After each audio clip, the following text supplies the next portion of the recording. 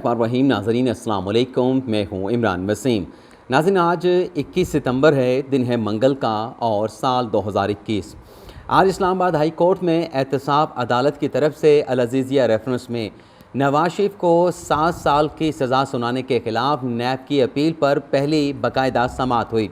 आज की अदालती कार्रवाई में नैब के वकला और जजेस के दरमियान काफ़ी ज़्यादा बहस व मुबासा होता रहा, बहस होती रही। नैब के वकला की तरफ से एक सवाल उठाया गया कि एहतसाब अदालत ने जब जुर्म नवाज शरीफ का प्रूव हो गया अल अज़ीज़िया रेफरेंस में, तो उन्हें 14 साल की सज़ा जो है वो सुनाई जानी चाहिए थी नवाज शरीफ के ख़िलाफ़, लेकिन एहतसाब अदालत ने 14 साल की बजाय अदालत को 7 साल की सज़ा सुनाई। इस कानूनी नुक्ते पर जजेस ने नैब के वकला से क्या सवालात पूछे और फिर आज की अदालती कार्रवाई को किस नुक्ते पर अदालत की जानिब से 3 नवंबर तक मुलतवी कर दिया गया, ये सारी तफसीलात आज के इस प्रोग्राम में आप नाज़रीन के साथ शेयर करेंगे। दूसरा, आप नाज़रीन को यह भी बताएंगे कि नवाज शरीफ से करप्शन की रकम वसूली का मामला क्या है, नैब की तरफ से नवाज शरीफ के ख़िलाफ़ किस किस्म की कार्रवाई का आगाज़ किया गया है। दूसरी खबर में, आज सुप्रीम कोर्ट ऑफ पाकिस्तान ने जस्टिस काजी फाइसा को डायरेक्टली इनडायरेक्टली एक रिलीफ दिया है। सुप्रीम कोर्ट का तफसीली फ़ैसला आने से पहले आज अदालत उज़्मा ने एक और फ़ैसला सुनाया है। उस फैसले का जस्टिस काजी फाइसा को क्या फ़ायदा पहुंचा है, वो फ़ैसला क्या है, किस मुकदमे में अदालत ने वो फ़ैसला सुनाया है, वो तफसीलात भी आप नाज़रीन के साथ शेयर करेंगे। तो पहली खबर से गुफ्तगू का आगाज़ करते हैं, जो आज इस्लामाबाद हाई कोर्ट में एहतसाब अदालत का जो फ़ैसला था अल अज़ीज़िया रेफरेंस में, उसमें जो 7 साल की सज़ा नवाज शरीफ को सुनाई गई थी, आज इस्लामाबाद हाई कोर्ट में नैब की अपील पर पहली बाकायदा समाअत हुई। आज जब अदालती कार्रवाई का आगाज़ हुआ तो नैब की तरफ से बैरिस्टर उस्मान प्रोसिक्यूटर के तौर पर पेश हुए और उन्होंने जस्टिस आमिर फ़ारूक से मुखातिब होते हुए कहा कि आज का आपका जो दिन है वो बड़ा थका देने वाला दिन था, जिस पर जस्टिस आमिर फ़ारूक ने कहा कि नहीं, ऐसी कोई बात नहीं। और ये बात नैब के वकला की तरफ से जस्टिस आमिर फ़ारूक से क्यों की गई, ये भी आप नाज़रीन को बता देते हैं। नाज़रीन, आज 12:30 बजे नैब की इस अपील पर बाकायदा समाअत का आगाज़ होना था, लेकिन 12:30 बजे के बजाय 3:30 बजे के बाद नैब की अपील पर अदालती कार्रवाई का आगाज़ हुआ। 3:30 बजे तक जस्टिस आमिर फ़ारूक और जस्टिस मोहसिन अख्तर कियानी, जो कि 2 रुकनी बेंच का हिस्सा हैं, मुख्तलिफ मुकदमात की समाअत करते रहे। तो इस वजह से इस मुकदमे की समाअत 3 घंटे ताख़ीर से शुरू हुई। जब अदालती कार्रवाई का आगाज़ हुआ तो नैब की तरफ से कहा गया कि अल अज़ीज़िया रेफरेंस में जो नवाज शरीफ को 7 साल की सज़ा सुनाई गई, नैब की अपील यह है कि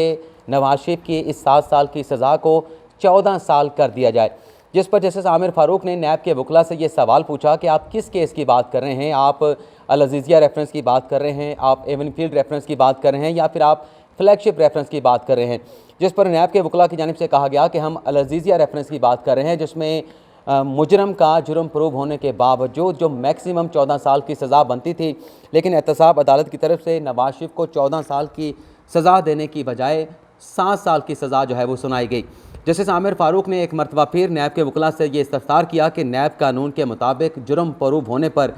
मुलज़म को मैक्सिमम कितनी सज़ा दी जा सकती है, और यह भी पूछा जस्टिस आमिर फ़ारूक ने कि अगर एहतसाब अदालत ने 7 साल की सज़ा सुनाई है तो क्या एहतसाब अदालत की तरफ से उसकी कोई वजूहात बताई गई हैं कि मैक्सिमम सज़ा देने की बजाय मुजरम को आखिर 7 साल की सज़ा किस बेस पर, किस वजह पर सुनाई गई। जिस पर नैब के वकला ने कहा कि नैब के कानून में जो मैक्सिमम वाइट कॉलर क्राइम की, करप्शन के जुर्म की जो सज़ा है वो 14 साल है, लेकिन एहतसाब अदालत ने 7 साल की सज़ा सुनाई, लेकिन उसकी वजह जो है वो एहतसाब अदालत की तरफ से नहीं बताई गई कि 14 साल की मैक्सिमम सज़ा को छोड़ के जुर्म प्रूव होने के बाद एहतसाब अदालत ने नवाज शरीफ को आखिर क्यों 7 साल की सज़ा सुनाई। नैब के वकला की तरफ से अदालत से यह भी कहा गया, बल्कि अदालत ने उनसे इस्तफ़सार पूछा कि जो मरकज़ी मुलज़म हैं नवाज शरीफ, उनकी जो अपनी अपील थी अल अज़ीज़िया रेफरेंस में एहतसाब अदालत के फ़ैसले के ख़िलाफ़, वो अपील तो अदम पैरवी पे ख़ारिज हो चुकी है। तो इस सूरत में जो नैब की अपील है, क्या उस पर इस्लामाबाद हाई कोर्ट समाअत कर सकती है? अदम पैरवी पर जब मुलज़म को नोटिस जारी किया जाएगा और वो अदालत में पेश ना होगा, तो क्या इस केस की कार्रवाई को एब्सेंशिया में मुलज़म की गैर हाज़िरी में आगे बढ़ाया जा सकता है? और क्या अदालत ने यह भी सवाल पूछा कि क्या इस केस में हम जो एविडेंस ट्रायल कोर्ट में पेश हुए थे, एहतसाब अदालत में पेश हुए थे, उनका जायज़ा लिया जाएगा या नहीं लिया जाएगा? तो नैब के वकला की तरफ से अदालत को यह बताया गया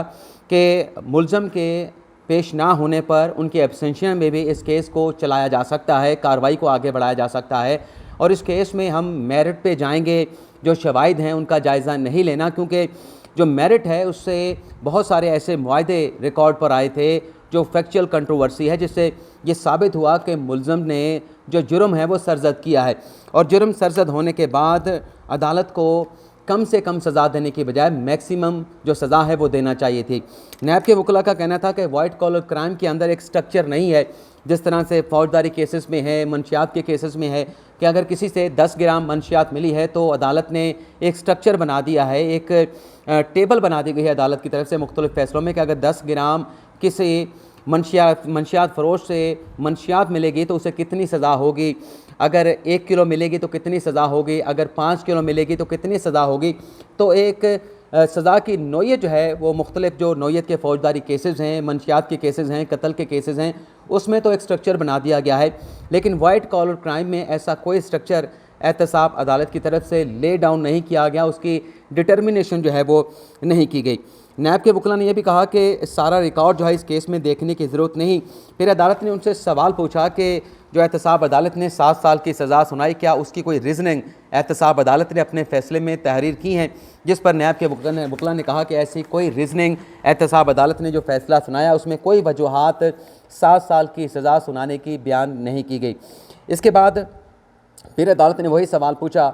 नैब के वकला से, तो क्या अदम हाज़िरी पे मुल्ज़म के पेश ना होने पर हम ये केस सुन सकते हैं। नैब की इस अपील पर ताहाल अदालत की जानिब से मुल्ज़म को नोटिस भी नहीं किया गया। अगर हम नोटिस कर देते हैं और वो मुल्ज़म नहीं आता तो क्या अदम पैरवी पर इस केस को आगे बढ़ाया जा सकता है, आगे चलाया जा सकता है। तो नैब के वकला ने अदालत से कहा कि सबसे बड़ा सवाल जो अदालत के सामने है वो यही है कि मुल्ज़म का जो अपील है, जो नैब की अपील है, क्या मुल्ज़म के एब्सेंशिया में अदम हाज़िरी पर पेश ना होने पर इस ट्रायल को, इस कार्रवाई को आगे बढ़ाया जा सकता है। इस कानूनी नुक्ते के ऊपर और जो 7 साल की सज़ा सुनाई गई है, इस दूसरे कानूनी नुक्तों के ऊपर हम अदालत की मुकम्मल तौर पे मामनत करना चाहते हैं। हम अदालत के सामने जो सुप्रीम कोर्ट के फ़ैसले हैं, दीगर जो हाई कोर्ट के फ़ैसले हैं, वो अदालत के सामने रखेंगे, लेकिन हमें मोहलत दी जाए ताकि अदालत को एक भरपूर तरीके से, एक बेहतर तरीके से नैब के वकला की तरफ से असिस्ट किया जा सके। इसके बाद जब केस की समाअत को मुलतवी किया जा रहा था तो नैब के वकला ने कहा कि इस केस को एवनफील्ड केस का जो फ़ैसला है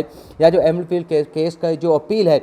उसके बाद जो है वो समाअत के लिए मुकर्रर किया जाए, बल्कि ऐसा तासुर मिला कि जैसे नैब के वकला ये कह रहे थे कि जब तक एवनफील्ड केस का फ़ैसला नहीं हो जाता इस केस को ना सुना जाए। जिस पर जस्टिस आमिर फ़ारूक ने, जस्टिस मोहसिन अख्तर कियानी ने यह कहा कि अगर ये केस उस केस के साथ अटैच करना था तो जब इस्लामाबाद हाई कोर्ट ने इस केस को नवाज शरीफ की अल-अज़ीज़ रेफरेंस में अपील से अलग किया था तो आपको उस वक्त इस बात की निशानदही करना चाहिए थी। लेकिन नैब के वकला ने कहा कि एवनफील्ड केस एक बड़ा मुकदमा है, उसमें शवाहिद का अदालत ने जायज़ा लेने के बाद अदम पैरवी पर मुल्ज़म की अपील को खारिज कर दिया था, और अल-अज़ीज़ रेफरेंस में भी जो मुल्ज़म की अपील थी उसमें भी सेम यही कंडीशन थी। तो जब आप एवनफील्ड रेफरेंस और एवनफील्ड रेफरेंस को सुनेंगे तो उसमें बहुत सारी चीज़ें अदालत के सामने खुल के आ जाएंगी, अदालत के रिकॉर्ड पर आ जाएंगी, जिसके बाद इस केस का जो फेट है वो 1/3 अदालत के सामने आ जाएगा और फिर ज़्यादा इस केस को सुनने की ज़रूरत जो है वो बाकी नहीं रहेगी। जिस पर अदालत ने कहा कि इस केस के जो फैक्चुअल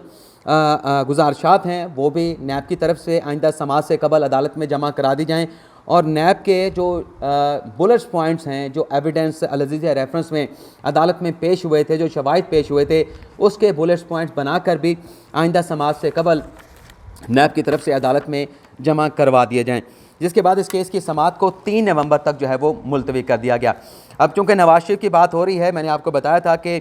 नैब की तरफ से नवाज शरीफ की जो करप्शन की जो रकम है, जो एवनफील्ड रेफरेंस में 8 मिलियन पाउंड का नवाज शरीफ को जुर्माना किया गया था, अगर मैं गलत नहीं हूँ, उस रकम की वसूली का बाकायदा तौर पे आगाज़ कर दिया गया है। एक बड़ी कार्रवाई है। साबिक़ वज़ीर आज़म नवाज शरीफ जिन्हें एहतसाब अदालत की तरफ से अल-अज़ीज़ रेफरेंस में, एवनफील्ड रेफरेंस में सज़ाएँ सुनाई गई थी।